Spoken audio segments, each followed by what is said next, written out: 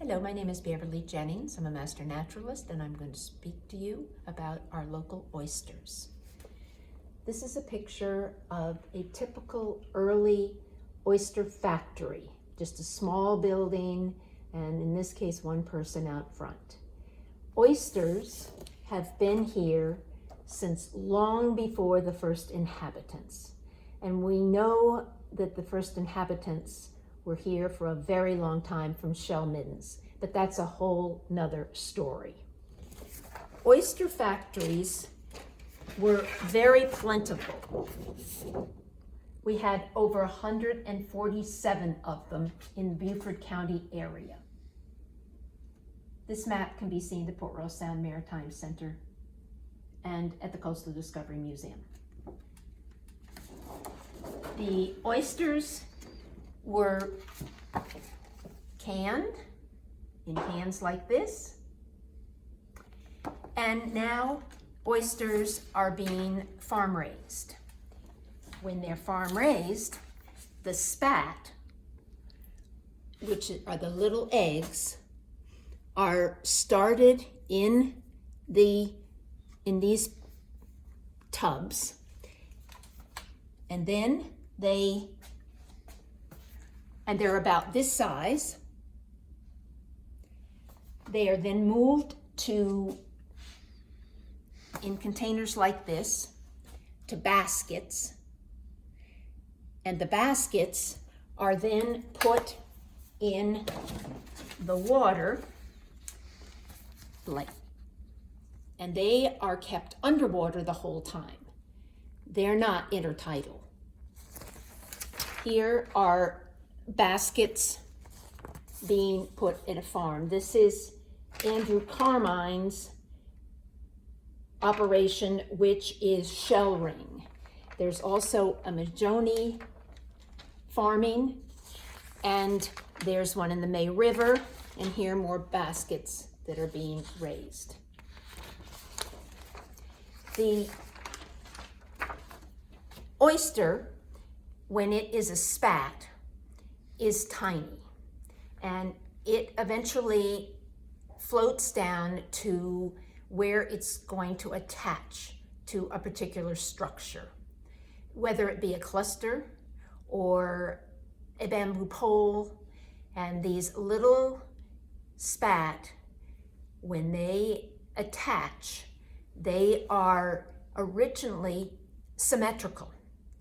They have a little tiny shell on them, and at the bottom part of the shell will attach to the other oysters, and the bottom part creates a cup, and this cup holds more moisture in the shell, and it allows it to be out of the water for longer periods of time and not die. The spat, the oysters that are farm raised in these bags or baskets are singles, so they don't have to be broken off the clusters. The early picking of oysters was with a strong object like a hammer, and they would break off parts of the clusters to put in their baskets. And now they can do singles. We're also seeing the beds being renourished, and bamboo poles are being put in that have holes that are drilled with concrete that the spat can attach to so that they can get more singles. An oyster, when it is in the water, can filter anywhere from 50 to 100 gallons in 24 hours. And that is very good for our environment.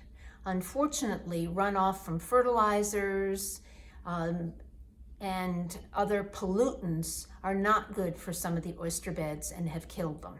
And that damages our water. We need the oyster beds to filter the water.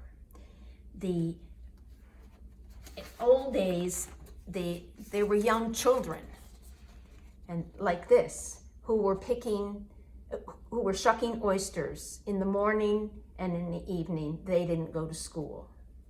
The beds started to be depleted, and they started taking the shells and replenishing the beds so that the spat had more shells to adhere to.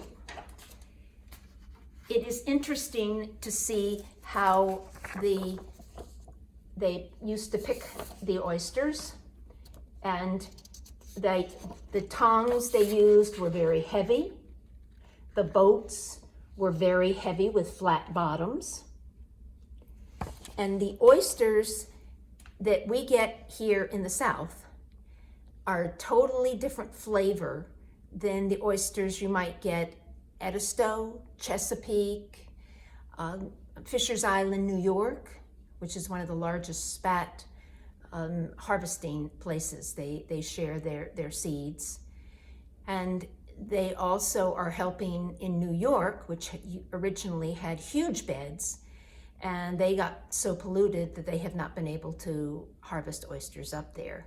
But the Fisher's Island spat is being used there to try to rebuild the beds. So we're very, very lucky that our water is clean and that we have very tasty oysters. And I hope you enjoy them. Thank you.